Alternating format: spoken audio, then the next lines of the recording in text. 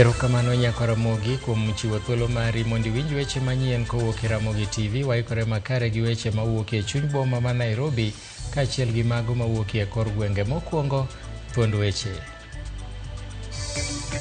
Chenro mag ohala ochung' e boma ma Ahero tok aora Nyando muomo kinyi ma kawuono. Ramogi TV yango hike mar adek e yamo ka jopiny puoyo tich mosebedo kotimo mar loko ngima oganda Luo. Jood bura motenore gi manen jalup jatend piny Rigathi Gachagua wacho ni monj ma Limuru nyopangi kod piny owacho.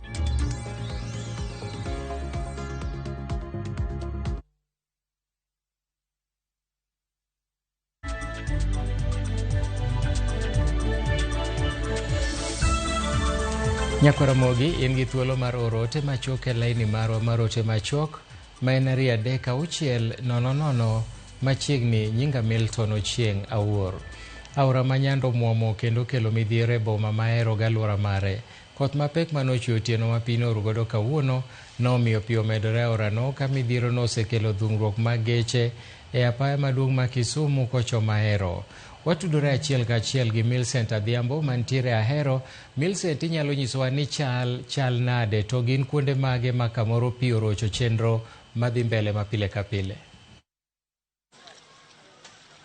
Erokamano ahinya Milton, achiel kachiel kwawuok Ahero kuma bende aora Nyando ne omuome okinyi mane piny rugodo kawuono kar saa 9:10 ma bende nokelo midhiero mopogore opogore masani pod okwako jodak mopogore mawuok e alworani ma Nyando. Ka bende iyudo ka nitiere gwenge mopogore kaka Ombei kod gwenge motene ma bende sani ute kata miere mopogore opong' ei pi kanyo. An kod jopiny ma bende thothgi oyudo midhiero mopogore, wadwa mbeko kodgi mondo gilenwa ni to ang'o gini gi sani ma bende giselalo kata midhiero mane ma pino osekelo negi e ngimane. Machiegni abro chako kodi mondo inyisa ni in kaka jadak ma Ahero, pini nochakre sa adi to midhiero mage ma pini osekelo nu kaka jodak ma kae? Ng'i kamera chagi nyinga en Riadhiambanda. An ne Riadhiambanda. Aloke masin mar mchele Ahero. Pi osepong'o wa ka iri maendi koro higa mar 4 ka pi tero gigewa. Pigni nochakore otieno sa 6 mane wachiewo mwaburo wayudo ka gigewa mane masin pi otero, mchele pi otero, gik moko pi odhi godo. Koro dhiero mar mchele ni wasebet kwa yude kendo pigni osetimonwa gik maricho richo. Pi osetero nyaka gigewa man waloko godo, ok wanyal bet mos ka waloko. Ndalo ma pi opong' to bende jotelo manokelnwa e pinywa mar Kanu koni pok gibiro mondo ginenwa kata odiochieng' achiel kaka gigewa osekethore. E odiochieng' ma kawuono pi otero mchele mar nyalo romo gunde 35 ma pi otero. Pi nobiro gotieno ma pi obiro gi ngufu matek moyawo dhot ma pi omwomore ma pi odhi gi gik moko. Koro wasebet gi midhiero kabisa e kinde ma pigni pong'. To wadwaro mondo sirikal mantiere mondo bi one gik mwaneno e odiochieng' ma kawuono. Gibi mondo gine, jotelo bi mondo gine kod wang'i. Sana wabunge mathurwa ka mondo gibi mondo gine kaka giwa okethore. To amor gi Ramogi nikech Ramogi temo mondo ne gigewa kaka gigewa kethore kendo gitero ne jomalo, to jomalo go ok nyal biro piny kairi mondo gikonywa kaka sirikali mani malo. Gisetemo kendo sama gik moko kethore gibiro kendo gitimo matek ma gineni gik moko kethore. To joma ni malo man watero kaka jotelo, sirikal ok nyal biro kendo waonge kata kony. Kata jo Red Cross ko biro gin gikalo wakala, gidhi mana kuonde mamoko, wan pok wayudo kony kata dichiel. Koro miyo wan kod ywak maduong'. Erokamano ahinya ng'ama chielo.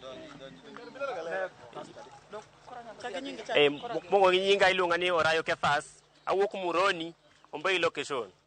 To wawinjo matek ne pig mabiro pile ka pile.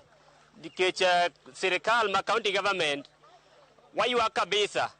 Nikech dam mantie ochak ger mane owegi Uhuru Kenyatta mondo ger dam mar Koruso Indam. Wainyore kabisa nikech koger dam no to pi ok chak kinywa kata Ahero ka kabisa.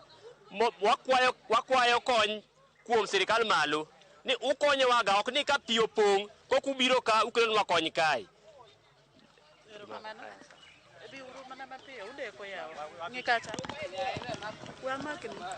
Iluonga ni Elizabeth Awino Odhiambo. Akwayo mondo miyo sirikal okonywa, wach pigni osebedo ka turowa higni mang'eny to ok wane kony moro amora. Kata sani endi kama nitie gik moko nodhi nyithindo gik moko ketho gik moko kuom nyithindo. Kana achiew gokinyi sa 6 ayudo ka pi gimoro amora pong'o pi makata dichuo ma an go akia kata kuma nitie nyaka sani. Koyo chama kaka chal ni endi koyo chama sirikal konya uru jowadwa. Nyithindo akia kata kuma nitie, dichuo akia kata kuma nitie. Konya uru kaka chal ni endi tuoch be osechako kaya kaka tim ka onge. Gimoro amora dhi sirikal saidia. Ani luonga ni Bernard Ochieng. Awuoyo kaka boda ma ahero. Shida ma wan go mar pong' mar Nyando abiro ahero ka saa 9. To gima kungo romo go akunga romo gi jambo akotwe e kor damba. Okomora nyaka sama wuoyo kodi ni. Nyaka ne pinyru nyaka sani pok ayudo kata gima dhi chame ot. Piny to dhi imore. Akwayo ni sirikal kuyie ukonywa gi gimoro mwanyalo chamo sama midhiero imowa kama. Ero kamano. Kamano katieko ng'amogi. Ani luonga ni Kevin Otieno Dongo. Masira mamonjo wani nochakre so 9 otieno. Gimoro amoro kata gweno chuni nyaka ngi twe tiende king'awe malo nikech onge kama onyalo ninde. Gimoro ka dhiang' chuni nyaka many kamoro ming'awe to onge. Waywak na sirikal konywa uru. Ung'iwa wahinyore. Mine ma uso mchele odhi e pigi te. To mchele no be magichamo. Nyithindo be dhi sikul giro osekethoro. Odhi puonjo nyithindo nang'o? An awewu kamano. Ero kamano nyamana kamano Milton kionge penjo mane ywak ma jodak ma Nyando ni godo ahinya to mawuok e alwora ma ahero kuma bende aora Nyando ne omuomo. Kiwinjo ka kete mane wambeko kod jodak mamoko mopogore nolero kaka nitie jogo mosewito jamni, nitie sani jogo ma bende pok oyawo dukni gi kendo wala ok dhi nyime kalure kod pong' mar pi ma bende ogeng'o yore ma gidonjo godo kuonde ma giloke ohala. Magi weche ma bende pod wanono machiegni kendo wabro kolonu gi kukugi ang' nwakele seche mag ang'ich welo kod imoro. Milton kionge penjo an kuomi mondo idhi nyime kod weche manyien. Erokamano ahinya Millicent kuom ripot ma jaber kamano kowuok Nyando. Gima omako dhoga en ni miyo moro ywak kanyo ni kata dichuo kia kuma odhiye. Wageno ni samoro pie mogeng'o ne kamoro to biro duogo. Erokamano ahinya. Ka wadhi nyime en ni jatend migawo mochung' ne jotij sirikal Justin Muturi ochopo e kaunti ma Siaya kama otelo ne chenro mar pidho yien e bunge mag Otabiero mayudore e sub-kaunti ma Bondo. Muturi oten gi jatend migawo mochung' ne alwora e kaunti ma Siaya Ngire Jacqueline Oduol ka chenro no geto mar pidho yiende ma kwan gi ohewo 10,000. Ma biro e kinde ma jatend piny William Ruto orido kanda kogeto chopo ajenda mar pidho yien maromo bilion 15 kachop higa mar 2032 kaka yor kedo gi lokruok mar chal mar kor lwasi.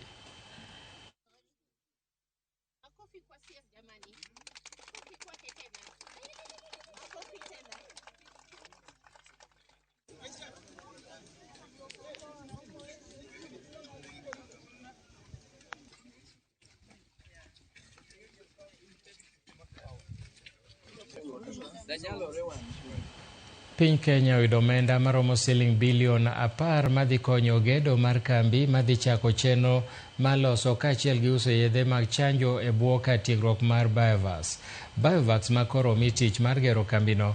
Koro igeno ni bende dhi loso yedhe mag ahonda ma kahera, aruodhi e kind mamoko. Jobod manyien kotelne gi jaod bura machon ma Keses Rip Mishra nonyiso chir ma chako loso yedhe e thuolo mar higni 2 mabiro. We have been able to complete an exercise we've undertaken with the Ministry of Health, led very ably by the CS and the Principal Secretary especially, Hari Kimtai, with the World Bank, together with the National Treasury. We've been able to secure, Mr. Chairman, funding for the whole health project of $120 million US, but specifically for Kenya Biovax Institute, $80 million, which allows you to be able to commence immediately the fill and finish facility itself and conclude it in the next couple of years. Kenya will be the first nation in Africa, the self-sufficient to manufacture pharmaceuticals, surgicals, disposables, and high-end health products, both preventive and curative, and which is amazing. It will be quality, cost-effective, and also we will be ambassador to other African and other countries which will like our products, comply with international accreditation, WHO recognition, GMP.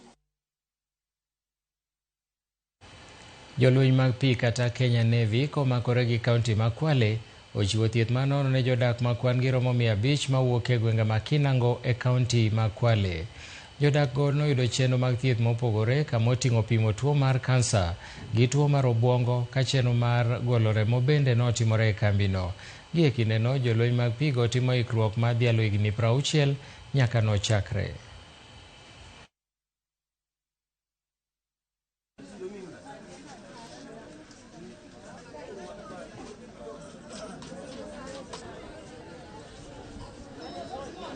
I've come with a group of consultants, obstetricians, physicians, surgeons, orthopedic surgeons, ENT surgeons, and support staff who want to give these services back to the community we serve.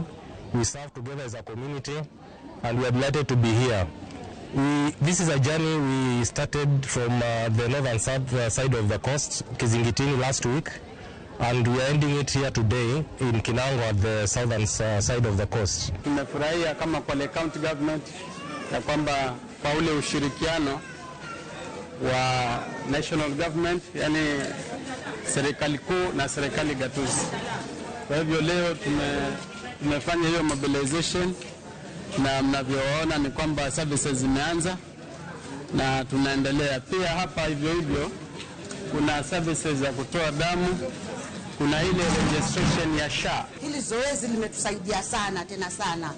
Leo nafikiri hakuna kulipa dawa zote tunapawa bure. Leo nimepata tayari, tumeenda pigwa picha bure, jibu matibabu yote leo ni bure. Tunashukuru sana. Odiochieng' ma tich abich safar ma sambaza furaha na Safaricom dhi nyime e gwenge ma Nyanza. Kawuono moro chopo e gwenge ma Kendu Bay, Homa Bay, Rodi Kopany kendo bro chomo nyaka Wendo kendo rumo gi Migori ka safarni ma Safaricom omakore gi kambi fwambo gi keyo mar Royal Media Services ma bende en madhialo higni 24 nyaka ne chak kambi tudruok ma Safaricom. Watudore gi jafwambo marwa gi e kinde ni VOJ mantiere. Obro nyisowa kama entie, ageno ni kanyo Rodi Kopany obro nyisowa ni to wachal nade, to kwan mar ji mawuok oko mar winjo ote ma Safaricom gi RMS rom nade. Machiegni VOJ. Ero kama na Father Milton jakabla kakisewacho ne jopiny ni sani wan road company kata Rodi Kopany kama bende Safaricom sambaza furaha hii krisi kachiel kod Royal Media Services mautingo Ramogi FM gi Ramogi TV ogo kambika kawuono. Akaw thuolo bende mar wacho ni happy birthday Ramogi TV higni 3 nyaka nochake olendo mage e piny luo gi Kenya mangima. Mano aketo tenge. To kata kamano gimukelo kama duong' ahinya en keyo mor ne oganda jo Kanyanam kokalo kuom chenro mokelo kanyo kod kambi mar Safaricom kachiel kod Royal Media Services. Motelo gokinyi ne wasingo ne jopiny ne wadhi Kendu Bay, wachako to kata kamano kaloro koda chal ma ok nyal geng' ne waloko program mate. Ne wachako gi Homa Bay Town, gi sani wadonjo Rodi Kopany, kowuok Rodi Kopany wadhi nyaka Rongo, kowuok Rongo watieko cheduto kawuono gi e dala mar Awendo. Milton, ji loyo mich mopogore opogore ka. Wan kod diek miloyo, simbe be iloyo ka, credit iloyo ka, wan kod t-shirts, umbrellas iloyo ka, gwen bende modhao iloyo ka. Mich mathoth ma Safaricom koro wacho ni erouru kamano ahinya kuom bedo kodwa higni 24 ka kambi ma ugeno e weche mag tudruok. Ka ketho kinde agombo ni abede gi achiel kuom jodito mag kambi ma Safaricom wagoye kode mbaka kaluwore koda chenro ma kawuono ni endi.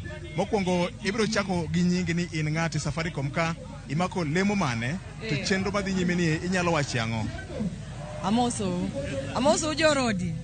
An nyinga en Lucy Laveva, tan Customer Director Obsession Safaricom. Wachako safarwa makawuono wachake Homa Bay, wachopo kae Rongo, wachopo kae Rodi Kopany. Kaeto wabodhi nyaka Wendo, wabodhi nyaka Rongo, wabotieko the day Migori. To salams mwakelo nuko Nairobi en wabiro sambaza furaha. To agonu erokamano ahinya joka Rodi, ubiro jo mang'eny kabisa, wamor kabisa. To customers wa oherowa kaka wabe waherogi. Wabiro pogo mor season ma Christmas ni. To kaka wa celebrate 24 years. To wadhi nyaka 24 years next year, 2025. Wamedo manago nuero kamano ni wat without un Safaricom be ok di chung. Ero kamano uru. Erokamano ahinya. Inyalo nyisowa bende ni to mopogore kod keyo mor. Bentiere messages kata ote moko mungiso customers magu e kinde ma caravan ni wuothe gwenge mopogore opogore to gin ote mage? Yes. Ote bedo kuom penj mi mawawinjo everywhere. Allow me to speak Luopian. The customers are asking us everywhere we go, how can we confirm and assure them of safe, reliable, always on services? Manoni services will be gin safe. Number namar sim being at diud without rusana. Togimodo ni soji ni customers wate ni Safaricom and committed. Wamehakikisha ni watu yogi technology mawango. Mondo simikao namba ni mingo pesa ni mingo mpesa gikmoko temiti mesimbi en manasiri ni emomi udi gi pin wawotho sani ka wapenje uni ang'o ma kendo anyalo timo maber zaidi ang'o muneno ka wachwanyo kuma network okoromo wamedo ni wachunyiso ani network okoromo ka duke ni okoromo ka service okwayud ka mane gimomiyo wawotho wan kodu wawotho kanyachiel mondo warekebisha gigote. Erokamano ahinya nyakwana Mkajwang'. Safaricom wanasikiliza giwinjo kendo gichopo dwach customers magi e yo mowinjore. Mopogore kod mano ka watieko Milton, dang' aher kawo thuolo mar rwako achiel kuom joma oloyo gweno ka. Iluongi ni ng'a? Iluonga ni Omoja Timon. Rodi Kopanya, an jaohala jaboda boda mariembo rodi. Aneno kilo gweno gi Sambaza Furaha gi Safaricom ka. Idwa dhi loke kado koso idwa dhi pidhe? Amor ahinya ne jo Sambaza gi jo Safaricom gi Ramogi TV gi Citizen kuom miya gweno. Gwenda ni ok adhi uso, gwenda ni an gi nyiburi ndala itoko na tong' mang'eny. Nyakoso thuono ma gwen nyalo toko go. Kwa hivyo pesa mar nyalo dware gweno ni onge kata achiel, adhi pidhe. Badi Safaricom okelo ni Christmas mapema. Amor kabisa, Christmas donjona chon kapok ogik. Erokamano ahinya. Milton, okang'eyo ni be in gi penjo moro amora? Ka kanyo bende iwacho dho European to awuoro ng'at ma bende dwa tero thuon gweno mondo okony. Erokamano ahinya VOJ, wageno matudore kodi kendo mondo wawinj mathoth kowuok Rodi Kopany. Erokamano Nyakaramogi. Bang'e yudo mago eko wadwa kawo yweyo mokwongo e chenro mar migago ka waduogo pod wabiro bedo gi mathoth omiyo kik idhi mabor.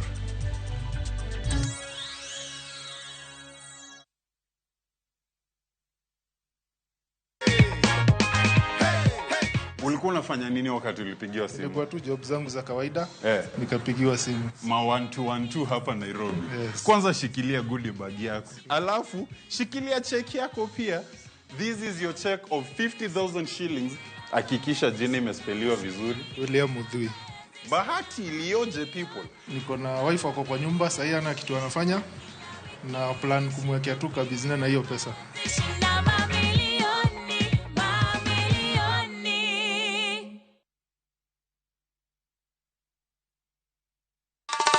Ma e chenro makeloni danji maliet. Ma e chenro makeloni weche mamolo seche duto. We are only beating job. Kik od belo bai. Kawuono an kod moral mar mdakel belo kaka winjore. Ma e chenro makeloni duond yawuoto nagi. To wakwayo rowere bende kiyudo matin kik icham te. Ikungo. Duond mine. Kaja odi miyo nigi pesa malo dichuo. Support. Kod ohala. Gimotimo as a fashion house, we measure in both ladies gi chuo. Mane mbak ndalo chakre wuok tich nyaka tich abich saa 8 odiochieng'. Mane Ramogi TV.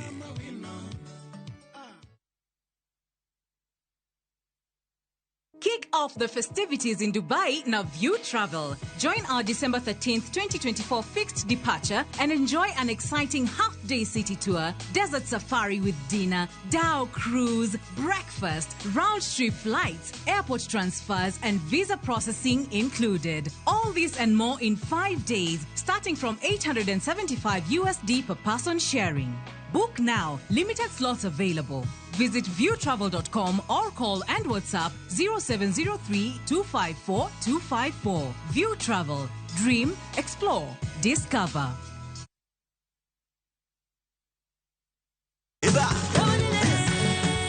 Be ikori mar chako wuoth e piny mar thum. Thumbe mane oloko tieng' mang'eny. Fwenyo sigendni. Wende mag piny. Koda sigendni mayudore e wendego. Wajan thum gilmoro. Okay. Den girabi. Ngoma Owake. En kama gik mane otimore chon koda matimore sani chopo e winjruok maber chuth. Ngoma Owake. Wuok tich nyaka tich abich, saa 10 odhiambo. Kik bai.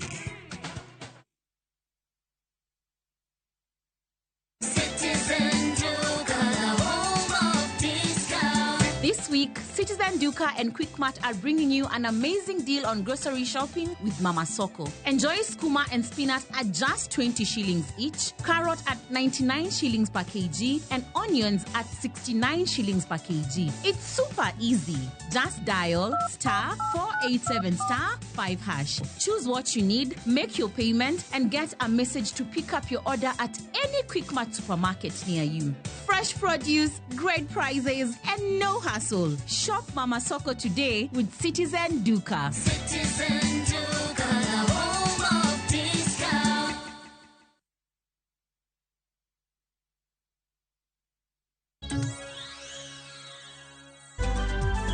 Machiegni kendo.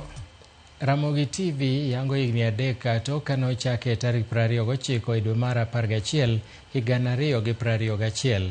Nyaka sani okenge osego mathoth kendo mich mathoth bende Ramogi oseyudo kaluwore gi tich makare ma jofwambo magwa timo mar keto ne joneno magwa chenro makare. Kama e kaka gigoyo okang' mar tijgino.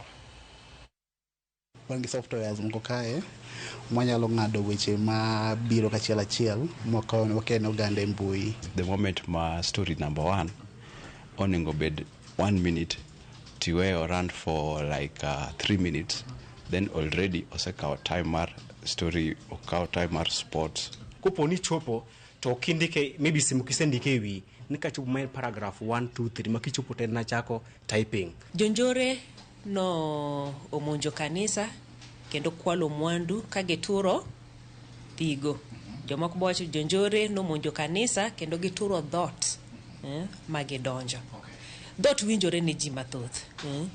Ahinya jogenya jolego gini bo tiyo gi thigo no to kawang'iyo to ok wadwa ni wawe ng'ato chien ma ng'ato bo bedo ka penjore to mana ng'oma giwacho ing'eni sigano osedhi molal negi to kata kamano kiwacho dhot to winjore mapiyo piyo to sigana dhi nyime. Nitiere sigana moko makitimogi tiyudo ka en moro machiek ong'ade mana machiek ma jasomo kata ka en George Bati kata Lydia Okeyo ka kosesome tiketo picha tuga achiel kachiel ten picha ma samoro ok bor ahinya to rumo gi kanyo. Seche moko be nitie moro ma iluongo ni straight cut kata straight ups. To nitie moro ma be waluongo ni nuts up. Matene jasomo chako somo to kapok otieko some to picha chako neno. Koro wachako neno gik mosomo ka wachako neno ka samoro ji ne wuotho mosore kapok gichako wuoyo. Kotieko wuoyo to joka wuoyo. En higni 3 nyaka ne chak Ramogi TV. Jopiny oseyudo puonjruok, yudo weche matimore e kor gwenge nyaka mago matimore e pinje maoko, ka chenro mag Ramogi TV bende oselombo jopiny. Wawinjo ne pach oganda manowuoyo gi jofwambo magwa e kor gwenge. Mokwongo wagone jogi erokamano kendo mar Nyasaye gwedhu mede joko machalo ka jo Nakuru kucho be migi everywhere uberi kata Pokot kamoro amora nikech namba 1 umiyo waneno piny luo ka gima en mane lwetwa e dhot ka wabedo nikech aneno gima timore Kisumu, aneno gima timore dala wa Homa Bay to hambe kaka wuoni koro joka bende nena nikech dhok Kiswahili otek to kama ng'odho luo kama Nyasaye mad gwedhu jo Royal Media. Weche mag thieth ajawinjo gaga kipuonjo maber gi Ramogi. Koro miyo wang'eyo kaka chalwa kaka jo oganda. Koro weche mag thieth ochopo machiegni thuru Ramogi. Keche wachonwa gi dho luo. Tuoche moro amora koro wang'eyo maber ahinya. E gwenge wane nyako makele cha en Kisumu no kende modake modwele. Odagi wuotho entire Nyanza. Kisumu gi kanye mowuothe. Awara en ka puonja mara en ayweyo. ok odwa wuotho e Nyanza te. Koro kang'e ni gini kata un be inyamiu thuolo ni nikech kata e pinje mag jo Mombasa gi be nitie kuonde mane joluo bolale e ramisi gi. Mago be wanyama ng'e gwenge go nitie kata gik mochak nying joluo kono. Gidonje gwenge kabisa ne wajiwogi ni gimed donje gwenge kabisa oke town. Ng'eni gik mang'eny be timore gwenge. Koro wakwagi ni gidonje gwenge wa makaluo. Gigol gik matimore gwenge kwa luo mondo piny mangima ong'e nikech kata king'iyo kata gwenge makaluo nitiere kata mana gik mang'eny matimore ndeche nderni madonje kor gwenge maricho. Koro ng'eni ka gi expose gi oko to ji mang'eny ng'eyo kata sirikal ng'eyo to nyalo konyowa. Kan kama okonya kabisa nikech Kiswahili beto kang'eyo maber. To koro kilendona gi dholuo to awinjo weche gi kendo maber. We awach ni wan gi deye muti Maramogi sani okonyo kabisa. Nitie wamama ma gin nok gisomo. Chon iyudo kane mine itero mana kwath, jonyuol gitero gi kwa mana dhok, ok gidhi sikul. Mang'isore ni wach mar Kiswahili okia. Sani wamama okonyore maka kendo ging'ong'o wang'i jowi Maramogi ka gineno gik matimore kendo giwinjo dholuo maler. Ma iwinjo mana nyakwara wang' ni Ramogi okonyowa. Omiyo Ramogi to kamogolo wae bor kabisa kendo wagone jotelo mag Ramogi erokamano kuom ne kelonwa wach dholuo. Sama waigo higni 3 adwa ni Ramogi oringe ground. Oringe ground niya opatna gi jo team ground kaka an ja team ground in that onya kata appreciate wa matin e ground kairi in terms of give back to the society. Josiasa masiro mane en jalup jatend piny Kenya machon Rigathi Gachagua ochopo e apisi mar okwach kich mandiko dhogi kaluwore gi tulo manotimore nyoro e kinde manoyuore nyasi mar iko e gwenge ma Ngarariga. Watudore achiel kachiel gi jafwambo maro Efi Nyakidi manodhi ko okwach kich kanyo mondo nyiswa ni to chal nade. Efi, inyalo nyisowa ni to weche chal nade? Gachagua owuon bendo biro koso mana josiasa motudore kode? Erokamano ahinya Milton, awinji makare, wantiere apis mar DCI kata mano mar okwach kich. Wachopo kaendi kawuono nikech nitiere josiasa moko masiro mane en jalup jatend piny machon mano Rigathi Gachagua gichopo kae mondo miyo dad dhogi kata mondo miyo gin bende gindik dhogi ewi tulo mane otimore nyoro e skund yawuoyi ma Bibirioni ma kar chung' od bura ma Limuru kaendi.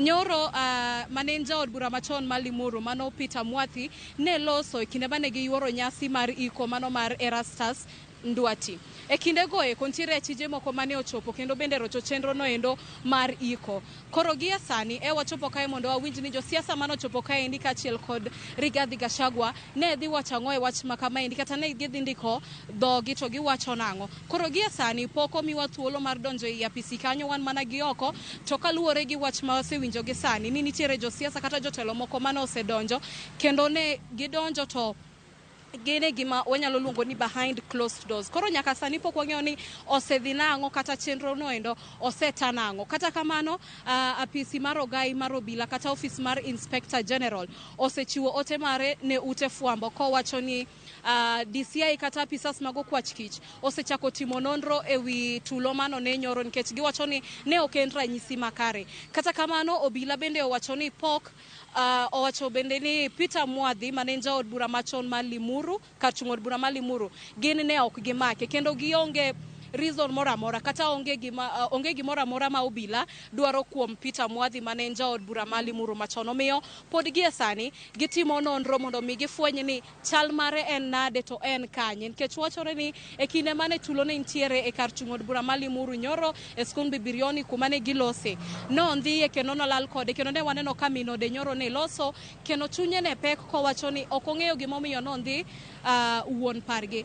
Bende no wacho ni e kinde goeko sama ne gitemo wuok mondo gires ngimagi kinde tulo no endo no wacho ni gache ne ntiere kind geche ariyo mano wacho ni gin mag Subaru kendo ne gionge number plate kata andika ma inyalo fwenyo godo gari. Omiyo koro sani obila timo mana nonro mondo mi gifweny ni Peter Mwadhi ni kanye ma bende e penjo ma oganda jo Kenya kod oganda mamoko temo mondo mi ging'e kuma Peter Mwadhi bende ntiere.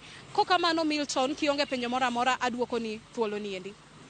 Erokamano ahinya Efi, achiel kachiel kowuok e lok tich mar okwach kich mantiere Kiambu Road, Nairobi.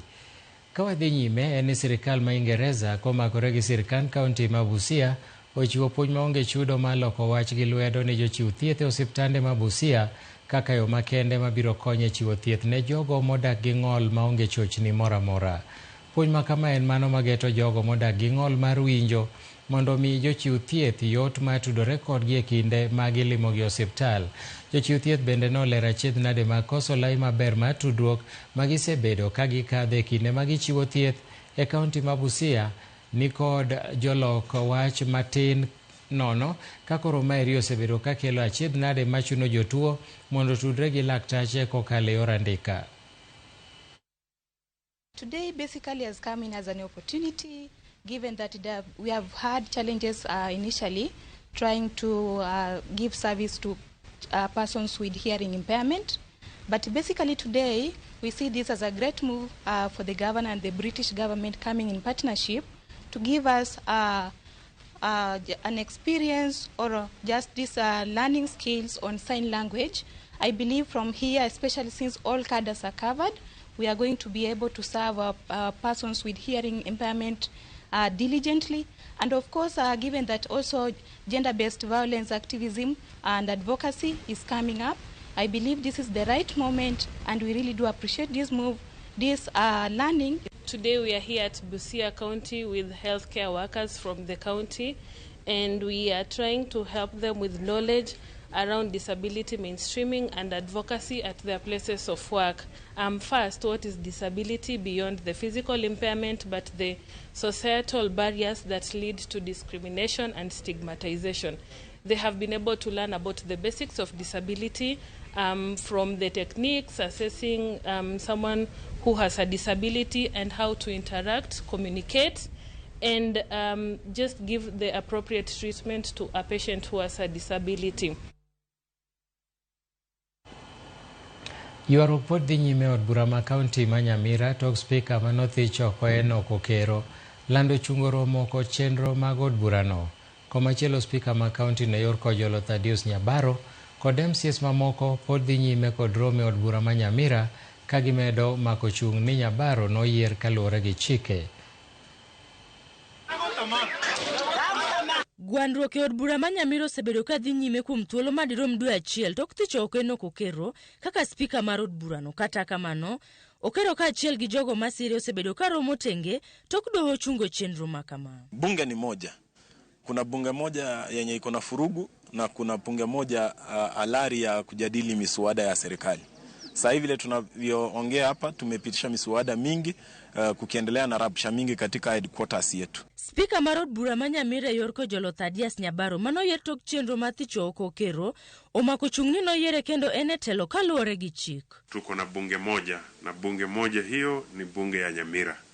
Hizi zingine ambazo unasikia wanafanya pale nje si harari, ile ni kukiuka sheria. Bunge ni hili vile mumeona na tuchapitisha.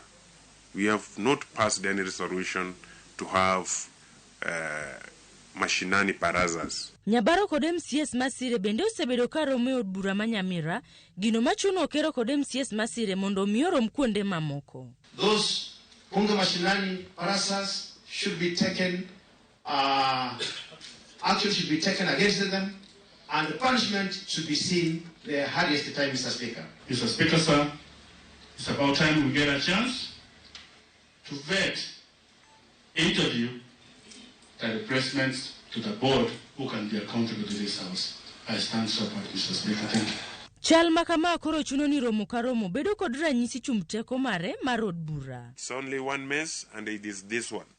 And the person who is the custodian, it is the chief sergeant at arm of the county assembly. Tuko na mess mbili. Na mess mahali speaker ako, hiyo mess ndio iko halali. Hatuna kiwango yenye imewekwa vile mess inastahili kukua. Kochopo sani, oganda kod jodak ma Nyamira rito gi liyo kapo nono romo kod chenro mag od bura biro dhi nyime kaka owinjore koso oyo. Tumefunga leo katika ile jina wanaita kwa kimombo Sindae. Hiyo Sindae haina kiwango ya siku hilo bunge litakuwa limefunjwa. Bunge likiwa limefungwa zaidi ya siku 90, hiyo bunge itakuwa imefunjwa kabisa na watu watakuwa wameenda kwa uchaguzi tena.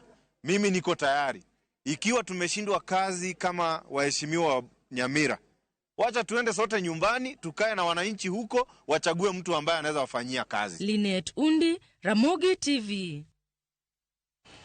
Gavana ma kaunti ma Trans Nzoia George Natembeya owito korak mar kambi manochung' ne chwalo chak ne sikunde mag nasari e bwo chenro mar chwalo chak ne nyithindo e kaunti no.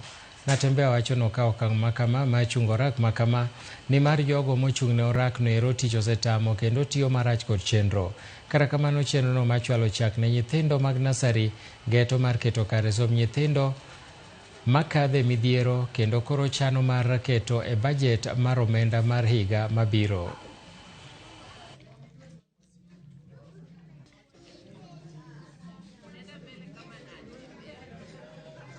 Mambo ya school milk program kulikuwa na challenge kidogo. Yule jamaa ambaye tulipatia kandarasi hakukuwa na uwezo wa kusupply maziwa. Tulikuwa tumeweka fedha shilingi milioni 70, lakini akashindwa kusupply maziwa. Alisupply maziwa ya shilingi milioni 7 peke yake, milioni 63 bado ziko. Nataka kupatia new KCC. Wakati watoto wetu wanafungua shule Januari, wataanza na kukunywa maziwa. Na itakuwa consistent, haitasimama tena, itaendelea namna hiyo mpaka mambo ya school na ripotari kuhakikisha kwamba watoto walikuwa na challenge kidogo. Familia moro modak e boma ma Naivasha manyo ratishgi kaluwore gi nek mar nyargi higni 4 mokalo. Familia mar Valerie Njeri ywago deko mar ng'eto e burano mane gichwalo e doho ma Naivasha kata odoko ni doho nosetieko winjo burano. Njeri mane en jahigni 15 kendo jaklas 10 e kinde mane owito ngimane ne onegi e nyim dhoodgi e dwe mar 11 2019. Achich ma jahigni 16 mitudo gi nek ma Njeri nomaki kendo nodonje gi ketho mar nek. Kowuoyo gi jofwambo John Ndunu ma bende en wuon Njeri olero ni deko mar ng'eto ne burano osekelo midhiero ne familia no. Wamama wanauliwa ni kama hawana haki, wasichana waliwa ni kama hawana haki, wamekuwa kama mbuzi ama ng'ombe kuchinjwa kila siku. It's very painful for the family. Instead of healing, tunaendelea kuugua kidonda. Na 4 years si rahisi, haijakuwa rahisi. Unapofika pale natumia mambo mengi, lakini ya kuchungu. So tumeshindwa tunaenda wapi? Sisi hatuna uwezo kusukuma koti ndio wako na hiyo uwezo, lakini above all Mwenyezi Mungu ndiye ako na uwezo. Justice ya huyo mtoto ifanyike. 4 years now. Na nafikiri kuna kesi hata za nyuma yake na imeweza kuisha. Na nafikiri wameweza kumaliza, lakini ya huyu mtoto wangu sijui kwa nini imechukua muda hivyo. Sasa sisi tunakumbuka hiyo muda, sababu si muda mfupi, ni muda mrefu. Kama mtu hajapata ukweli yake. Koth mapek mamedo chwe pacho ka osekelo midhiero mathoth e osiptal maduong' ma boma ma Lodwar. Laktar Joseph Epem ma bende otelo ne osiptalno wacho ni koth oserucho chenro mag thieth kamoting'o chenro mag mine ma odhi konyore. Maeri e wach ma Epem wacho ni okel kod gedo marach manotim kod kambi manomiyo orak mar kongo osiptalno. E ndalo mokalo pichni osebedo ka kere mbui kanyiso chal marach mar kar thieth no.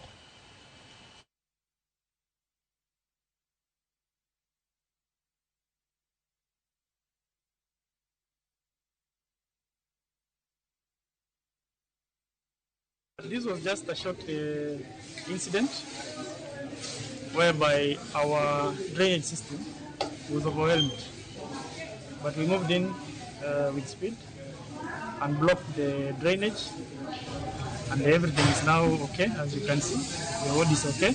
The patients were not affected actually. It was just the caretakers who were in the verandas, in these verandas of this ward, that were affected by the rain and the water that was overflowing. So currently we have already unblocked the whole drainage. It is now flowing well. Midhiero mar oula mawuok e Oranya Masaria osechako kelo achiedhnade e gwenge ma Kapuothe tok koth mosebedo ka chwe jumbe 2 mokalo. Kaluoro nitiere no oula dhi medo daro oganda mathoth modak e alworano. Jodago bende okwayo sirikal mondo yawnegi wang' aora ma Nyamasaria kendo konygi e kinde ma koth medo chwe. Veronica Rogo nigi ler mathoth. Ka iwinjo ohula madaro ji, gweng' ma Kapuothe ok en wendo e iti, kuom ywak kendo dar e kinde ka kinde, ka gilalo mwandu mopogore opogore. Kuom thuolo ma ok tin ne jumbe 2, koth mapek ma osebedo ka chwe, medo mana weyo jo Kapuothe gi achiedh nade, nimar ohula mawuok e aora ma Nyamasaria osemana chako tang'o kite, kendo luoro nitie ni biro chuno gi mar dar.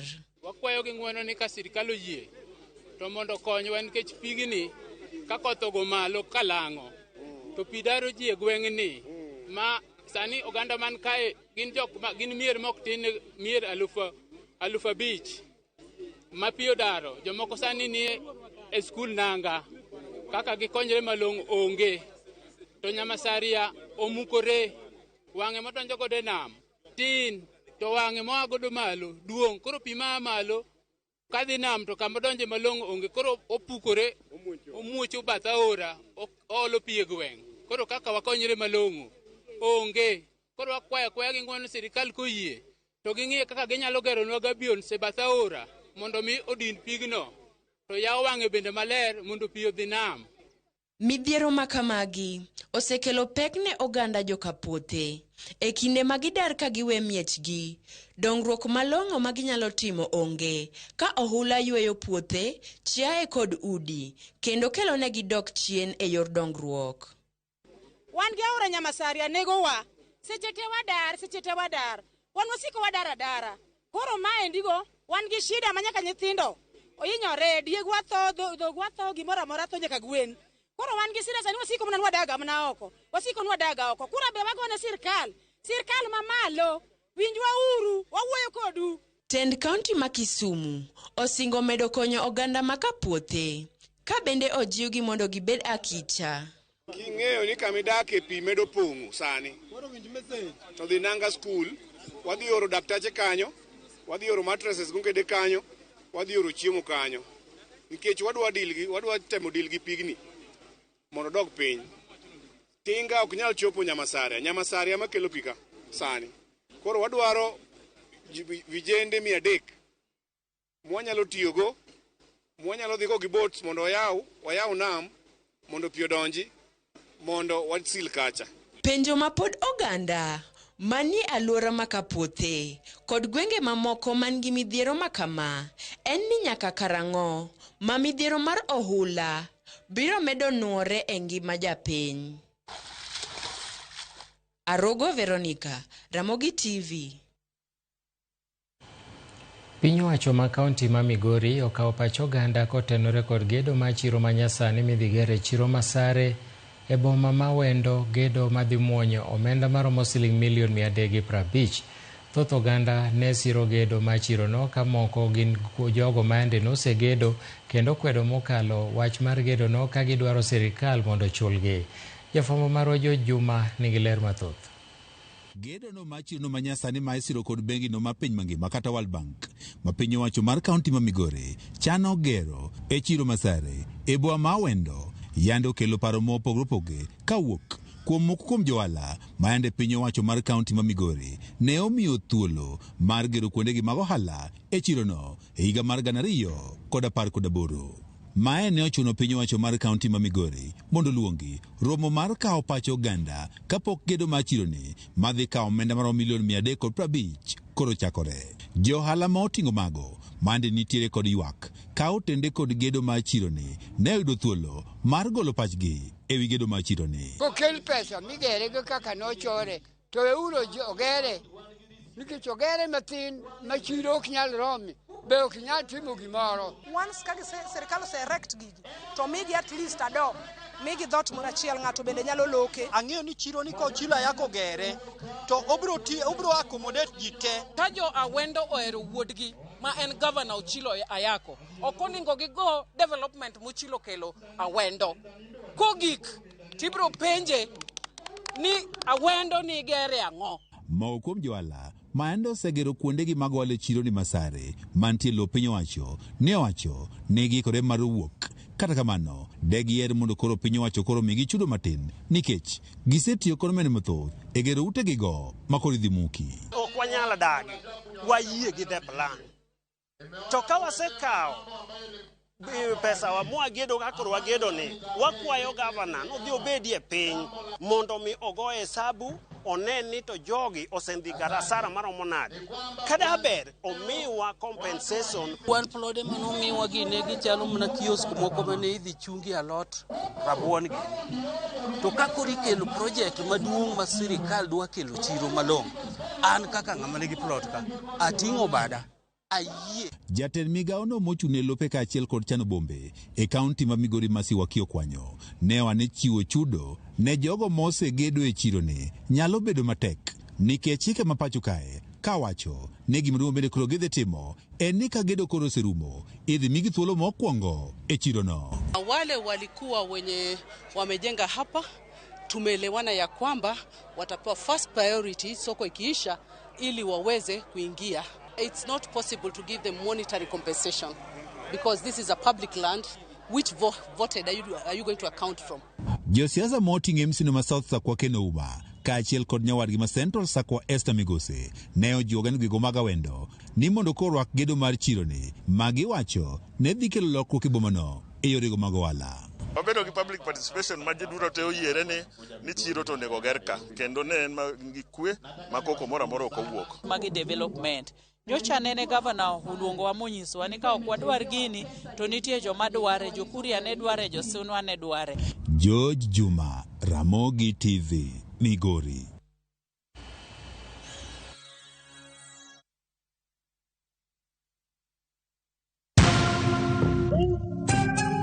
Naitwa Francis Njoroge Wanjiru. Nimetoka Thika na nafanya kazi ya Madhri. Nilicheza na 99 shillings super jackpot, nikapata bonus ya 13 out of 15, nikapata 161,465. Nitafungua biashara yangu na kusomesha watoto wangu. Naweza ambia watu wacheze, ni kitu ya ukweli.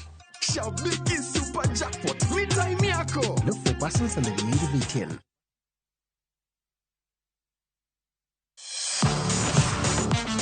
Ne thuolo mar yudo weche tuke duto nyaka mopondo.